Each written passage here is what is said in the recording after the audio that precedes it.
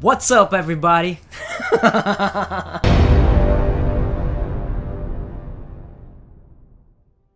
What's up, Sunday fams? Welcome back to another episode of Watching Sundays.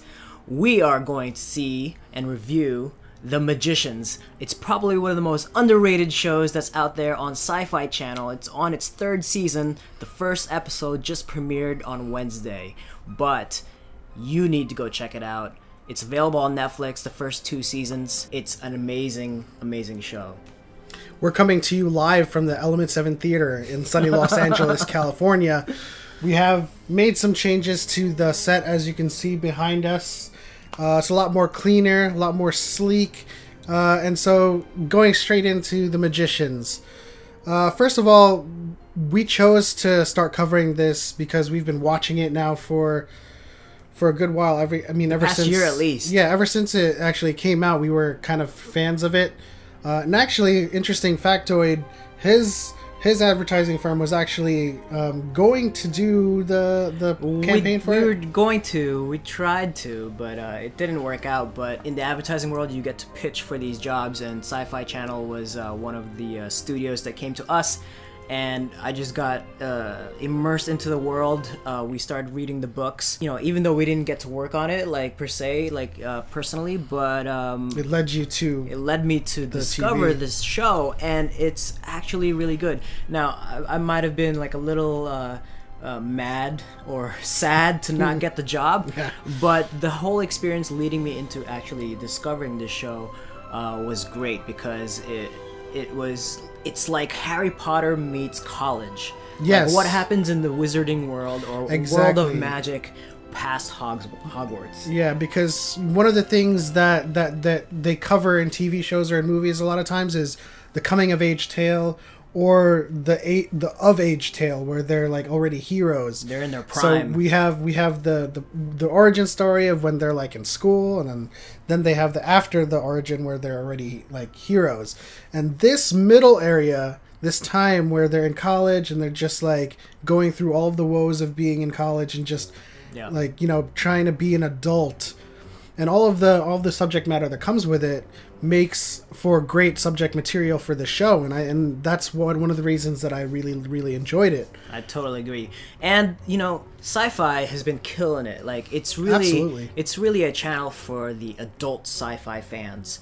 They curse with reckless abandon. Yeah, I was like, when did they start allowing that? It's only on at 9 p.m. on Wednesdays, and they just curse like nonstop. And I have no idea. I had no idea that SYFY started doing that, but I think it's great. It's a great job for them. And one of the interesting things about this show is how they film it. And I was watching this behind the scenes on their YouTube channel.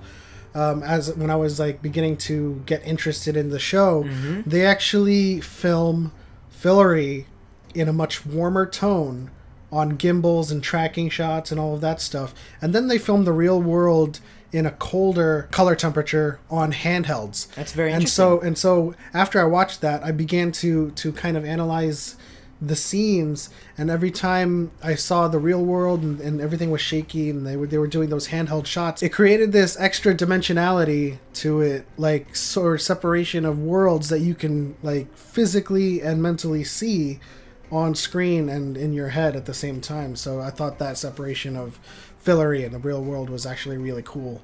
And that, yeah. You just went down the geeky rabbit hole right there. Yeah, I did.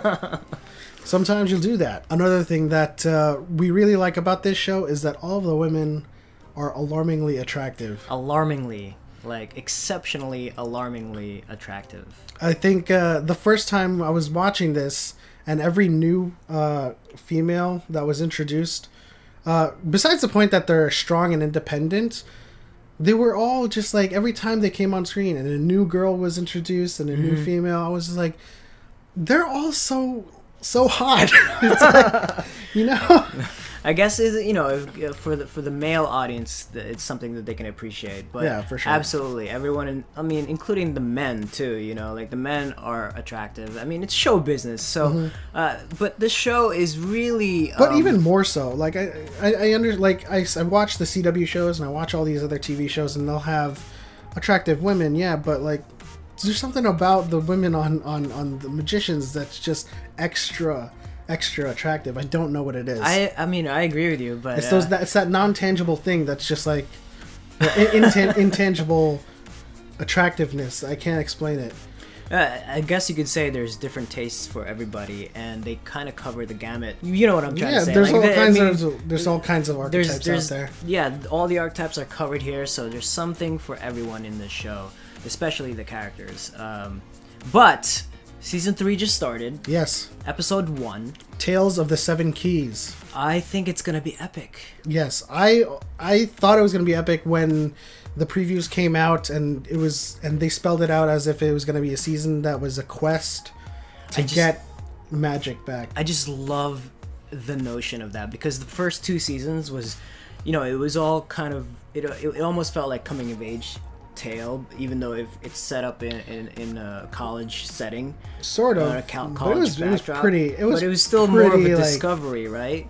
It was pretty gritty, though. I mean, there were some intense moments. That's another thing that you guys need to watch the show, is because it's got enough humor, it's got enough serious sensibilities that's part of it, and then it just gets serious, then it gets humorous, and then it gets lighthearted, then has all these levels of levity that you just grow to appreciate it as you continue to watch it. It successfully creates this burden on the characters that's very heavily felt. And going back to previous seasons, just the entire thing that Julia went through with the trickster god. Yep. That's a pretty heavy subject, and just like the things that went on in that kind of arc is kind of it's the quintessence of this show. Right. It's how heavy it's going to be. It has the ability to pull it back a little bit. Yeah. And provide a sense of humor, provide a step back moment where it's not all that heavy, even though it deals with those topics. Yeah. And so this season, they lost magic because they killed Umber and Ember. Mm-hmm. And now they're on a quest to get it back. And what's interesting about how this episode unfolded was the quest aspect of it.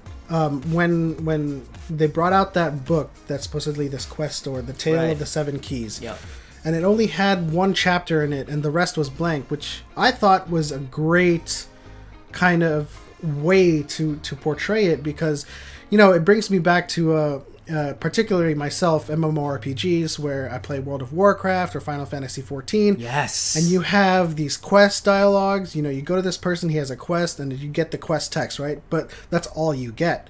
And so you don't know how the rest of the quest unfolds and what the full story of that quest is, because like in the show, the rest of the book was blank, so you have to progress the quest. You have to complete certain stages and steps. You have to go write back. your own story. Yeah. And it's just setting up the entire season. I think the whole entire season is just going to be this journey of discovery and struggle for each individual character, because at the end of season 3, their relationships were fractured. Mm-hmm. And so it's almost like we're spending the whole season to rediscover their friendship and their bond, and putting that all back together in the fight or the journey to find magic. Their journey back to power. I like to point out that, like, in the previous seasons, we started with these characters who had the power, right, and they were learning how to use it at the school. Whereas in this point, they're powerless. Yeah, and they're on a quest to get back that power, and it's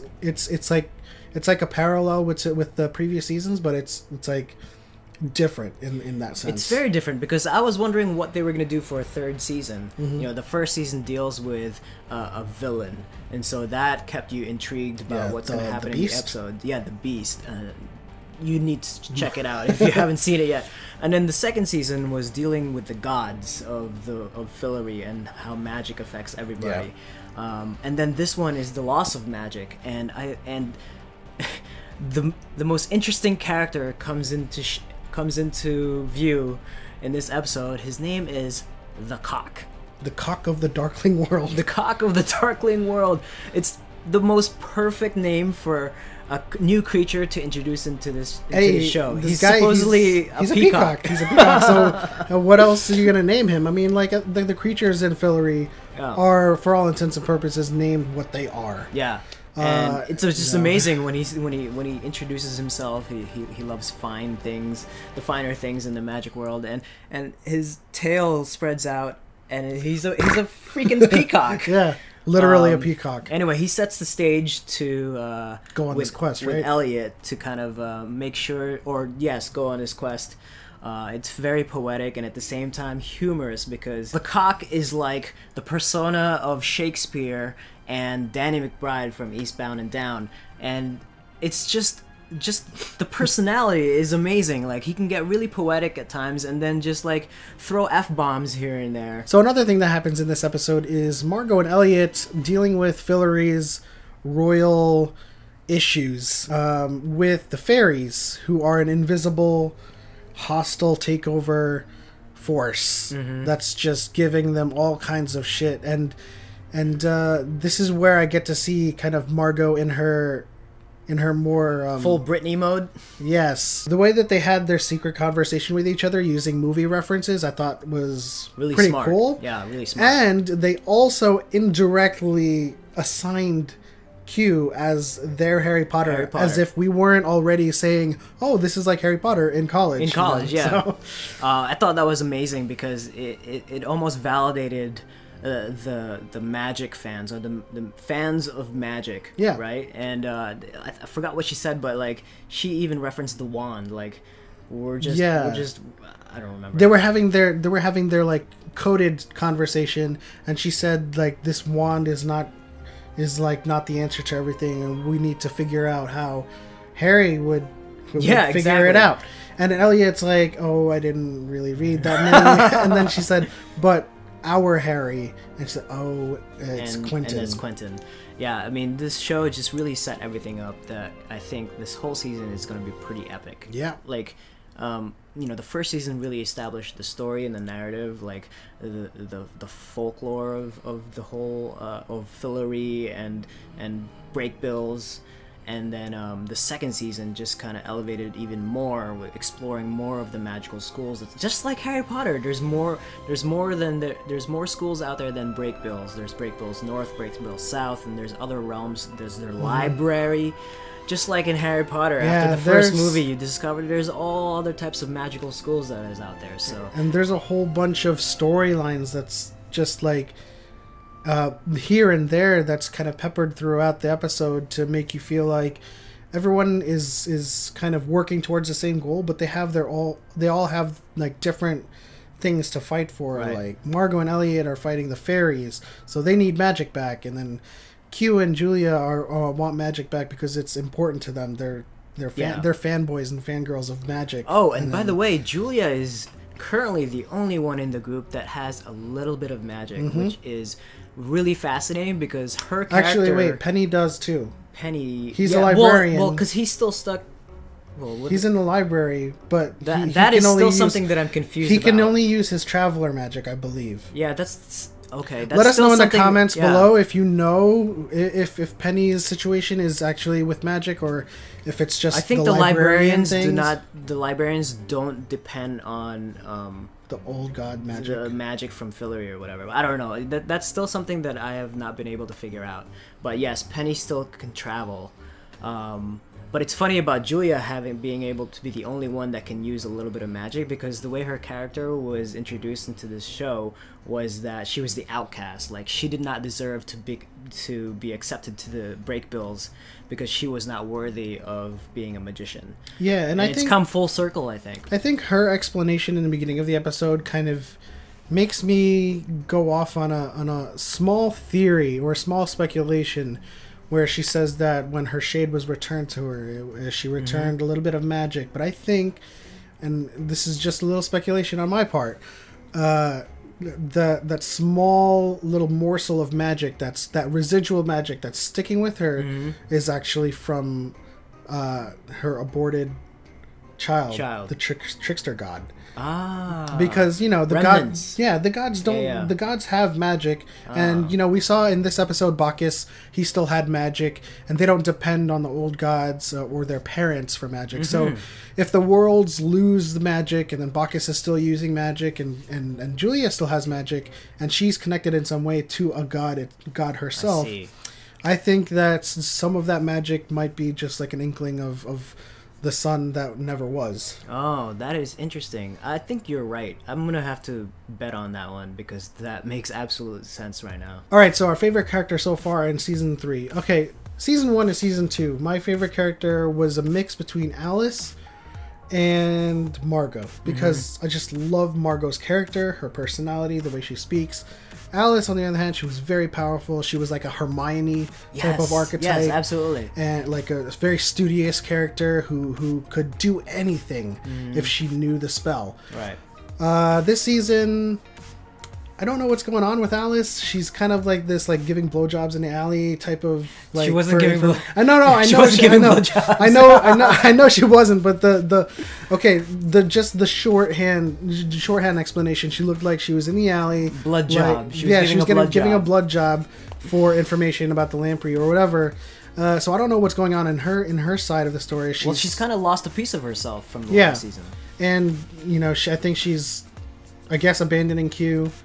She's a little bit more cynical, less hopeful. I guess kind of bitter character for this season, I guess. Yeah. So I mean, Margot has to be my favorite character thus far. I love her exchanges with the Fairy Queen. I love her exchanges with Elliot. That coded conversation was like funny. Yeah, I got all of the references. The X-Men references were awesome, and just the way she has that. In that marketing commercial, she has that questing bitch face. Yeah, she just has the ability to deliver these relevant reference-filled like snaps. Just the language. She just speaks the language of our connected culture today. So it's amazing the way she delivers those things. Yeah. My favorite character right now has to be Elliot.